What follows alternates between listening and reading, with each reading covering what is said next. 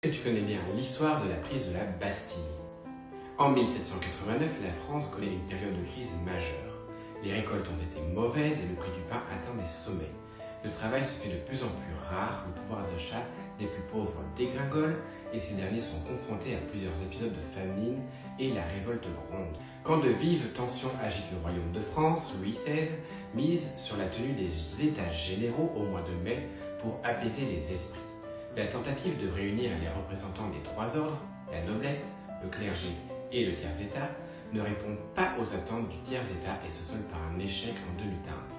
Les députés qui représentent le peuple s'unissent lors du serment du jeu de paume pour rédiger une constitution pour mettre un terme à la monarchie absolue. Inquiet, le roi use de sa puissance militaire pour dissoudre cette assemblée.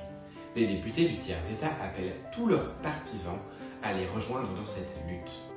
Le 13 juillet, les barricades et les tranchées fleurissent dans les rues de Paris. Les gardes françaises n'obéissent plus à Louis XVI et se mettent à la disposition des Parisiens. Le 14 juillet 1789, des centaines de Parisiens se rendent aux Invalides pour s'armer, puis envisagent de se procurer plus d'armes en investissant la prison royale de la Bastille. Mais l'accès leur est refusé et la situation dégénère. Une bataille s'engage et la prison est assiégée. Après des échanges de tirs de canons et de fusils, le gouverneur de Launay baisse les armes vers 17h et baisse le pont-levis de la forteresse royale.